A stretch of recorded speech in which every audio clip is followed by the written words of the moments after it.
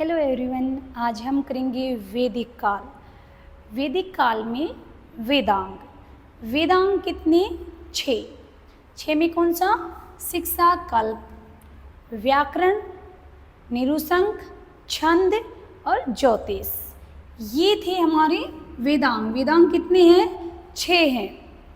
आगे आता है उपवेद। वेद, उपवेद, ऋग्वेद, आयुर्वेद, यजुर्वेद, धनुर्वेद, सामवेद, गंधर्ववेद, अर्थवेद, शिल्पवेद। ये हमारे उपवेद हैं। अब हम करते हैं कि जो वैदिक काल था उसमें कुल 42 नदियों की, वैदिक काल में कुल 42 नदियों की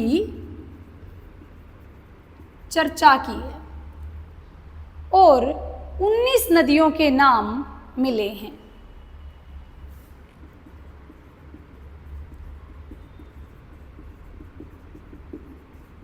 19 नदियों के नाम मिले हैं, 42 नदियों की चर्चा की गई है। आगे आता है कि सतलज से यमुना का क्षेत्र क्या कहलाता था? सतलज से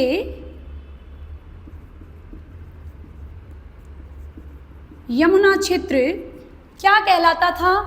ब्रह्मवर्त क्षेत्र कहलाता था। ब्रह्मवर्त क्षेत्र कहलाता था। आगे आता है सप्तसेंधव प्रदेश। सप्तसेंधव प्रदेश कौन से थे?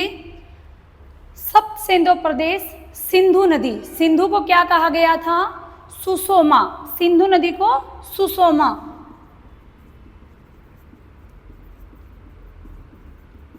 सिंधु नदी को कहा गया सुषमा। तो इनकी जो नदियां थी, जो सहायक नदियां थी, वो थी 5। किसकी? सिंधु की 5 सहायक नदियां थी। कौन कौन सी थी वो 5 सहायक नदियां? पहली थी वितस्ता। वितस्ता, वितस्ता किसको कहा गया? झेलम को। झेलम नदी को क्या नाम दिया गया था? वितस्ता। अगली आती है हमारी अस्किनी।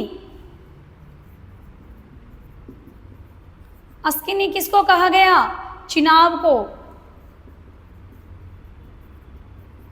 अगली आती है पुरुषनी। पुरुषनी कौन सी नदी को कहा गया? रावी नदी को।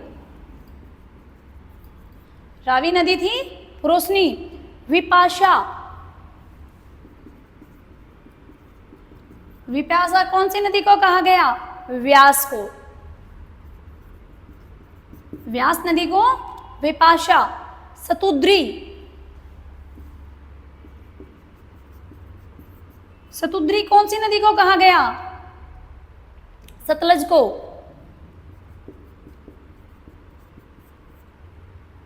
सतलज को क्या कहा गया? सतुद्री। दूसरा आता है, इसमें एक सरस्वती नदी भी शामिल की जाती है। नदी को भी शामिल किया जाता है। ये थी सिंधु की सहायक नदियां। आगे आता है कि जो सिंधु थी नदी, सबसे महत्वपूर्ण नदी, सिंधु नदी की सबसे महत्वपूर्ण नदी कौन सी थी और सबसे पवित्र भी थी? सिंधु नदी की सबसे महत्वपूर्ण और पवित्र नदी कौन सी मानी गई है? ये 5 तो हो गई। उसके बाद हमने नाम लिया था किसका? सरस्वती का। ये जो सरस्वती नदी थी, ये सिंधु नदी की सबसे महत्वपूर्ण और पवित्र नदी थी। अगला आता है आगे पर्वत। पर्वत की अगर हम बात करें तो ऋग्वेद में सुमेरु पर्वत का वर्णन मिलता है। कौन से वेद में? ऋग्वेद में सुमेरु पर्वत का वर्णन मिलता है और इस पर्वत के बारे में कहा गया है कि यहाँ पर 6 महीने दिन और 6 महीने रात होती थी। आगे बताया है कि हिमालय जो पर्वत था उसको क्या कहा गया था? हिमालय पर्वत को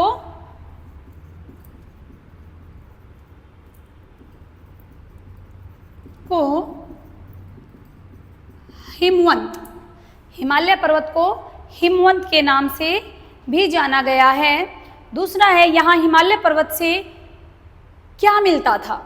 तो यहाँ से मूंजवत, मूंजवत और सोम की प्राप्ति यहाँ से होती थी। अगला आता है कि जो वैदिक काल था, इसमें जो मरुस्थल था, मरुस्थल को क्या कहा गया? वैदिक काल में मरुस्थल के लिए कौन सा शब्द प्रयुक्त किया जाता था? धनव, धनव शब्द प्रयोग किया जाता था मरुस्थल के लिए। बादल के लिए, बादल के लिए कौन सा शब्द प्रयुक्त किया जाता था? पर्जन्य, पर्जन्य शब्द बादल के लिए प्रयुक्त किया जाता था। आगे जो करते हैं कि वैदिक काल में कुछ विदेशी महिलाएं भी हुई थी। विदेशी महिलाएं कौन कौन सी थी? लोपामुद्रा, घोषा, विसोवारा।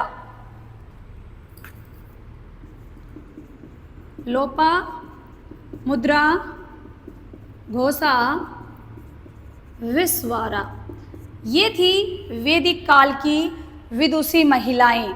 और जीवन भर अविवाहित रहने वाली स्त्रियों को क्या कहा जाता था? अमाजू, अमाजू कहा जाता था। जो जीवन भर अविवाहित रहती थी उनको अमाजू कहा जाता था। दूसरा, मैं आपसे एक क्वेश्चन करती हूँ, आप मुझे उसका आंसर जरूर बताइए कि क्या आर्यों को लोहे का ज्ञान था?